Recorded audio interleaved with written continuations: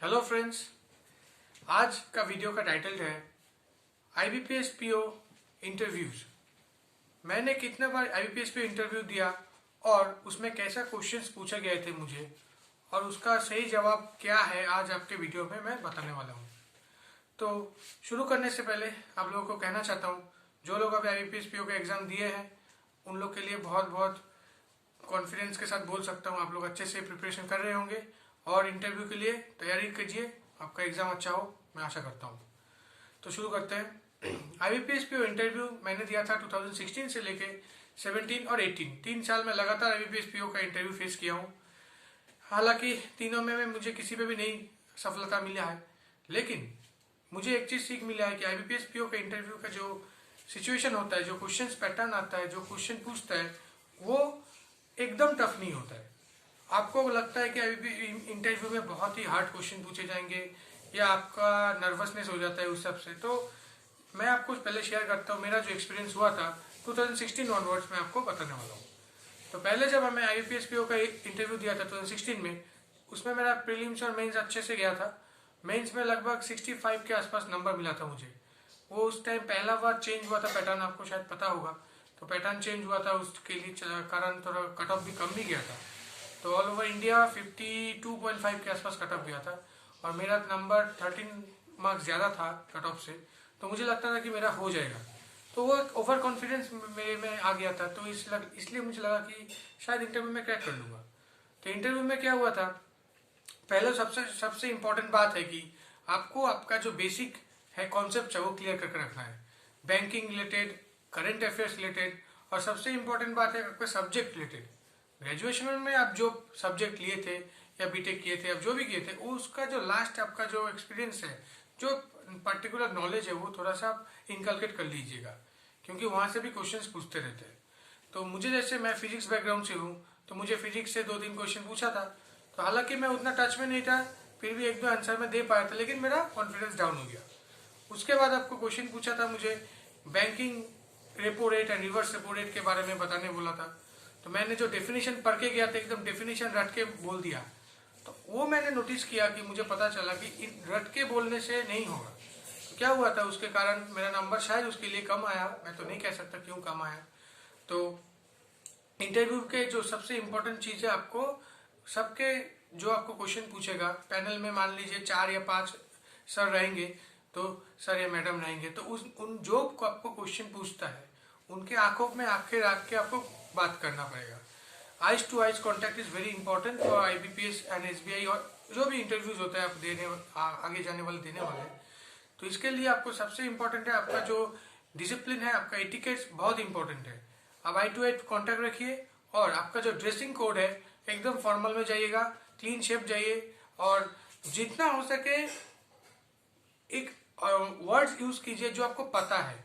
ऐसे नहीं कि ज़्यादा कोशिश करने के लिए आप ज़्यादा इंग्लिश वर्ड्स यूज करें, उसमें क्या होता है ना, हम लोग खुद ही भूल जाते हैं हम क्या बोलना चाहते हैं। तो ज़्यादा ओवर कॉन्फिडेंस बहुत ही आपके लिए इंटरव्यू के लिए नेगेटिव पॉइंट माना जाएगा। तो जो मेरे साथ हुआ था, मैंने आपको पहले ही बताया, मुझे 13 मार्क्स ज़्यादा मिला था प्रीलिम्स मेंस में। तो उसके कारण मुझे लगा कि मेरा हो जाएगा। और पहले ही जो फिजिक्स 2-3 क्वेश्चन मेरा सब्जेक्ट से पूछा था, तो उसमें मेरा नर्वस हो गया था। फिर आगे जाके बैंकिंग अवेयरनेस और कुछ करंट अफेयर्स से क्वेश्चन भी पूछे गए थे, तो उसके कारण मुझे थोड़ा कॉन्फिडेंस फिर वापस आ गया। फिर मैं क्या किया, जो जो क्वेश्चन वो पूछ रहे मैं फटाक से आंसर दे देना था। तो ये आप मत कीजिए। कभी भी कोई सर अगर आपको क्वेश्चन पूछता है, कोई पैनलिस्ट आपको क्वेश्चन पूछता है, थोड़ा पॉज कीजिए, मतलब 5-6 सेकंड आप पॉज कीजिए, क्योंकि अगर आप थोड़ा सा गैप नहीं देंगे ना, उनको लगेगा कि आप रट के आए हैं। तो रट के आने से आपको मार्क्स, उतना फुल मार्क्स आपको नहीं मिल सकता है। आपको जो पता है आप अपने भाषा में, अपने लैंग्वेज में बता सकते हैं।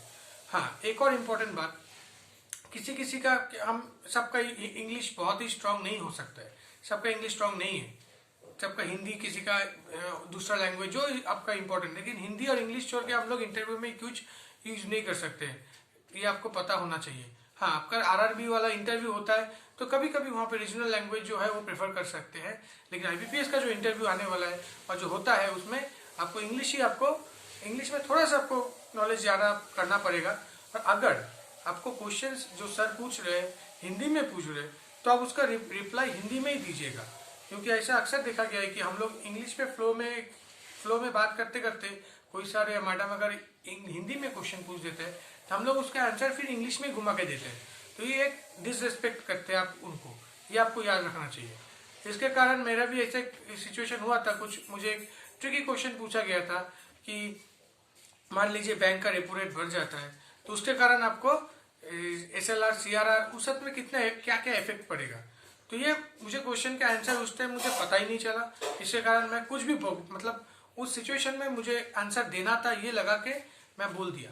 तो ये सबसे इम्पोर्टेंट, आपको अगर कुछ पता नहीं है, आपको क्वेश्चन का अगर डेप्थ नहीं पता है, आप उसको जस्ट बोलिए I can't recall right now, ऐसे नहीं कि I don't know. I don't know मत कभी मत बोलिएगा, क्योंकि इससे क्या होता है ना, उनको एक नेगेटिव इम्पैक्ट आपके फेस में आ जाएगा। तो उसको क्या होगा, आप उसको सीखेंगे, आपको अभी याद नहीं आ रहा है ये बोल सकते हैं। ऐसा बात तो नहीं है कि क्वेश्चन आपको पता ही नहीं है, ऐसा नहीं है कि आपको कोई पूछ दिया कि स्टैटिक अवेयरनेस का क्वेश्चन कि इसका कैपिटल कहाँ है या स्टेट कौन सा रिवर फ्लो करता है, वो आपको हो सकता है कि आप भूल गए हैं, वो आप बोल सकते हैं I don't remember, I don't know, that's true. But अगर आपको कोई बैंकिंग अवेयरनेस से क्वेश्चन पूछता है या आपका कोई क्वेश्चन जो पूछता है आपका बैकग्राउंड से पूछता है, मान लीजिए आपका ग्रेजुएशन, आपका पोस्ट ग्रेजुएशन या फिर आपका स्कूल कॉलेज या सब्जेक्ट से पूछता है, उसमें अगर आप बोलते हैं कि आई डोंट नो, ये बहुत ही नेगेटिव इम्पैक्ट कर सकता है। आगे जाता हूँ मैं 2017 में जो इंटरव्यू दिया था वहाँ पे भी मेरा मेंस का रिजल्ट उतना अच्छा नहीं हुआ था, जिसके कारण मुझे लगा कि इसमें चांस कम है, तो फाइनली मेरा हुआ नहीं। उसमें भी क्वेश्चन मुझे क्या पूछे थे, 2-3 पहले ही सवाल पूछे गए थे मेरे सब्जेक्ट से, जो कि मुझे थोड़ा सा मैं प्रैक्टिस करके गया था इस बार, तो मुझे आया था। लेकिन वहाँ पे मुझे थोड़ा क्रॉस क्वेश्चंस किए गए थे, जिसके कारण मेरा थोड़ा नर्वसनेस आ गया था कि उसका रिप्लाई मैं नहीं दे पाया था। कुछ बैंकिंग अवेयरनेस से कुछ ट्रिकी क्वेश्चन, टफ नहीं बोलूँगा, ट्रिकी क्वेश्चन पूछे गए थे कि कुछ सिचुएशन बेस्ड आपको एक बोलेंगे कि आज आपका इन्फ्लेशन रेट इतना चल रहा है, आप आगे जाके इकोनॉमी में ग्रोथ कैसे लाएंगे, अगर आप एज ए बैंकर आपको क्या करना चाहिए। तो ऐसे टाइप के ट्रिकी क्वेश्चंस आपको पूछ सकते हैं और पूछेंगे भी, तो उसका रिप्लाई आपको एकदम सेफ साइड देना पड़ेगा। ऐसे नहीं कि आप कुछ भी अनफ शनफ बोल दे चले जाएंगे, नहीं, आपको जो लगता है वही आपको बोलना है, आपको आपका जो राय है वही इंपॉर्टेंट है उनको, आपको ये नहीं उनको कोई लर्न बाय हार्ट करके आप गूगल से देख के बोल दिया, ऐसा नहीं कीजिएगा। तो ये आपका सबसे इम्पोर्टेंट पॉइंट है। और 2018 वाला जो इंटरव्यू में दिया था उस टाइम हालांकि मेरा RBI का एग्जाम भी हो गया था, तो उस टाइम भी मेरा इंटरव्यू में उतना फोकस नहीं था, क्योंकि मेरा दूसरा एग्जाम RBI असिस्टेंट और SBI क्लरिकल का भी एग्जाम उस टाइम चल रहा था, तो मैं उतना तैयारी करके नहीं दे पाया था और मेरा मेंस भी अच्छा नहीं गया था, तो इसके कारण वो एग्जाम मेरा अच्छा नहीं हुआ। फिर भी मैं इंटरव्यू के कुछ क्वेश्चन मुझे आपको याद है, तो आपको वहाँ पे भी मुझे कुछ करंट अफेयर से क्वेश्चन पूछे गए थे, कैसे कैसे GDP हम लोग का ग्रोथ कैसे होता है, ऐसे क्वेश्चन भी पूछे गए थे। और बेसिक क्वेश्चन तो हमेशा पूछते हैं, आपको स्टार्टिंग में ऐसा लगेगा कि मुझे नर्वस करने के लिए वो लोग क्वेश्चन पूछेगा, ऐसे नहीं है, बहुत ही फ्रेंडली माहौल रहता है अंदर। ऐसा नहीं कि आपको स्ट्रिक्ट आके से ऐसे देखेंगे, ऐसा नहीं है, आपको सिर्फ जाके वहाँ पे बैठना है, आपका एटिकेट्स, आपका डिसिप्लिन बहुत मेंटेन करना है और आई टू आई कॉन्टैक्ट कीजिए। कोई भी अगर कोई क्वेश्चन पूछता है उसका रिप्लाई उनके फेस टू फेस दीजिए, और ऐसा नहीं कि एक ही सर के तरफ देख के बात करेंगे, आपको 4 सर या 5 सर और मैडम रहेंगे, तो आपको आंसर देने के टाइम एटलीस्ट कोशिश कीजिए कि 2 या 3 सर और मैडम के साथ आप आई कांटेक्ट कर सके, तो इससे क्या होता है आपको एक पॉजिटिव इम्पैक्ट उनके पास पड़ेगा। और इसके अलावा मैं बोल सकता हूँ कि IBPS PO का जो इंटरव्यू होता है, जो 4 या 5 पैनलिस्ट रहते हैं, बहुत लोग क्वेश्चन पूछते हैं कि सर अगर मेरा एक्सपीरियंस है, बैकग्राउंड है, तो उसमें कोई फैक्टर करेगा कि नहीं।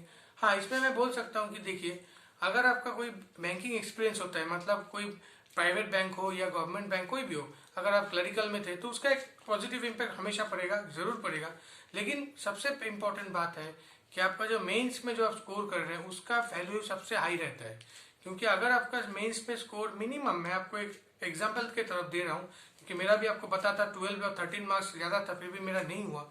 अगर आप सेफ साइड रहना चाहते हैं तो एटलीस्ट 17 to 18 मार्क्स मिनिमम आप ज़्यादा कट ऑफ से लाइए ज़्यादा, तो इससे क्या होगा ना, आपका इंटरव्यू भी अगर ठीक ठाक भी जाता है तो आपका सिलेक्शन होने का चांसेस 99% श्योर रहता है।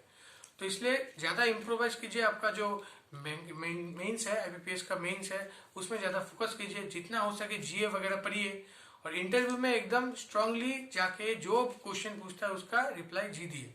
ऐसे नहीं कि आपको पता नहीं और उधर जाके चुप रहेगा, ऐसा एकदम मत कीजिए, क्योंकि आप अगर वहाँ पे जाके कुछ नहीं बोलते वो भी एक नेगेटिव इम्पैक्ट करेगा, क्योंकि वो समझ लेंगे आप नर्वस है, तो इसमें आपका नंबर भी काटेगा वहाँ पे। और हर एक चीज़ का अलग अलग नंबर होता है।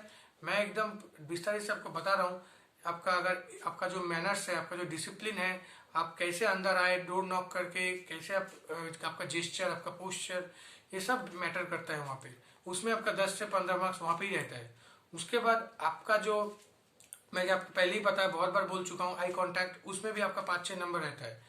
और इसके का साथ आपका जो बात करने का तरीका है, आप सबके साथ कैसे बात कर रहे हैं, आपका जो नर्वसनेस है वो कि हो नहीं रहा है, आप फ्रेंडली एटमोसफेयर में बिलोंग कर रह पा रहे कि नहीं, ये सब क्यों देखा जाता है आपको बोलता हूँ।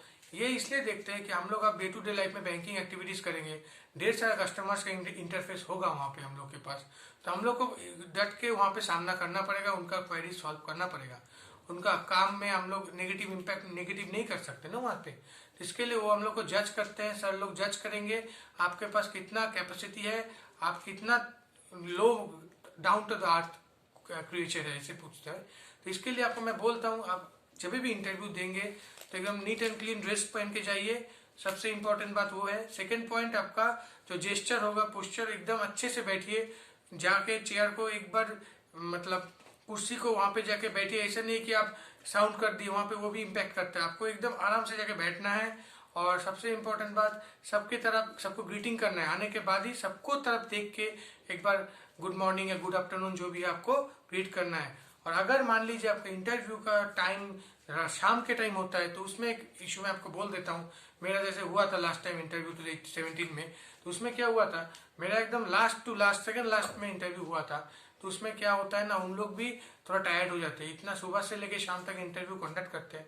तो उसमें आपको पहले ही वो बोलेगा कि आपको क्या पता है, आपको कुछ आता है कि नहीं, मतलब आपको डिमोरलाइज कर सकता है उस सिचुएशन में। तो इसमें आप घबराने का कोई जरूरत नहीं है। जो लास्ट में इंटरव्यू देता है, इसका मतलब ये नहीं कि उनका सिलेक्शन होने का चांसेस कम है, ऐसा कोई बात नहीं है। उसमें क्या होता है, आपको शायद आपको 2-3 मिनट का इंटरव्यू होकर खत्म कर सकता है। लेकिन नॉर्मली क्या होता है, यूजुअली आपका IBPS PO का इंटरव्यू एटलीस्ट 9 मिनट या 8 मिनट से लेके 15 मिनट तक चलता है, और किसी किसी केस में 20 मिनट भी चल सकता है, डिपेंडिंग ऑन द सिनेरियो। तो यही बोलना चाहता हूँ कि आप जो इंटरव्यू देंगे, आप जो भी प्रिपरेशन कर रहे हैं, एकदम अच्छे से कीजिए, बेसिक क्लियर कीजिए। आपका जो मेन बैंकिंग अवेयरनेस है, आरबीआई का जो क्वेश्चन पूछता है, आपका जो भी कैप्सूल, जो भी मैगजीन्स आप फॉलो करते हैं, उसको अच्छे से पढ़िए। और करंट अफेयर्स बहुत अच्छे से करना पड़ेगा, क्योंकि मान लीजिए आपका इंटरव्यू कल है और आप अगर आज आप करंट अफेयर नहीं पढ़ के गए, आपका न्यूज़पेपर नहीं पढ़ के गए, तो आपको वो नुकसान हो सकता है, क्योंकि वो भी क्वेश्चन पूछेगा आप सुबह क्या पढ़ के आए हैं। तो ऐसे ऐसे क्वेश्चन भी पूछते हैं इंटरव्यू में। तो आगे जाके मैं इस वीडियो में और लंबा नहीं करना चाहता हूँ, आगे वाले वीडियो में मैं बताऊंगा और भी क्या क्या क्वेश्चन, ट्रिकी क्वेश्चन पूछते हैं इंटरव्यूअर, और आपको कैसे आपको उसका सामना करना पड़ेगा। आशा करता हूँ आपका वीडियो अच्छा लगे, और दोस्तों के साथ शेयर कीजिए। और एकदम नर्वस मत होइए, एग्जाम आपको क्रैक करना ही पड़ेगा, और मैं आपके साथ हूँ। Thank you.